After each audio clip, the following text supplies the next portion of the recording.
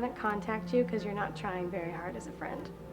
Was in middle school and was trying to find out who I was and where I was going to sit in the cafeteria. Fell in with a group of guys who I thought was really cool, who I enjoyed them. And one day when I sat down with my food, after a few weeks of it, one of the guys looked at me and said with probably brutal honesty, "Man, why do you even sit here? Nobody likes you, Ryan." I think I was in my late teens, and I had a real passion for music.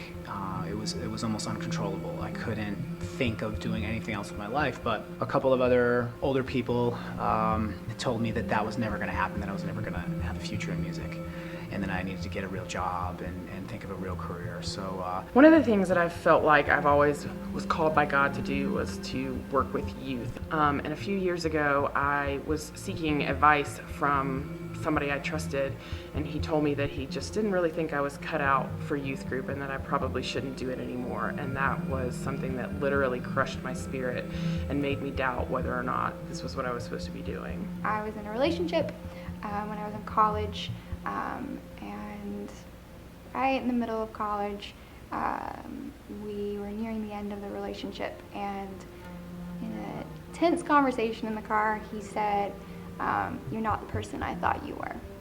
And at the time, it was incredibly earth-shattering and crushing and all the most dramatic words you can come up with, because I'd placed so much of my identity in what this one guy thought of me. And all that I was trying to do and all that I was striving for and wanting to measure up to was to be what he wanted. And through that statement that he said, I saw myself as a failure and was totally crushed by it.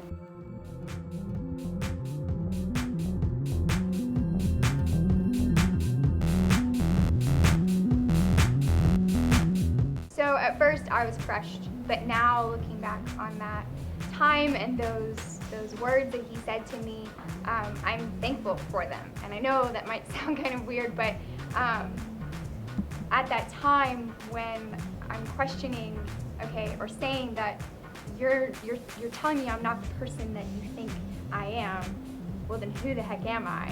And in that, I dove into a deeper relationship with God, and I sought after his face and learned about his love and his grace and his mercy for me. And then in that, I learned about myself and seeing that my identity should lie in him alone and not anyone on this earth.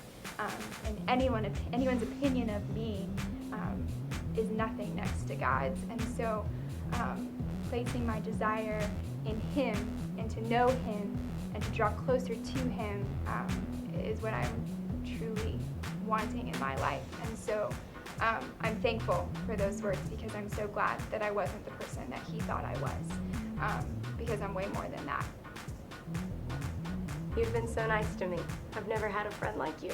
I've been the youth minister here for a little bit, and I wanted to show a clip from a movie to help illustrate a point, but it was from a rated R movie. And I didn't know if that was going to push some boundaries, if that was going to aggravate some people, so I talked to a few parents. And I'll never forget what one of them said. It was a mom. She looked me in the eye and she said, "It's okay, Ryan. We trust you." One thing that changed my life tremendously is about 14 years ago, I asked the woman that I love to marry me, and she said yes, and we've been married ever since, and I wouldn't have changed that for the world. One of the most impactful things that anybody ever said to me was when I first started working with the youth group.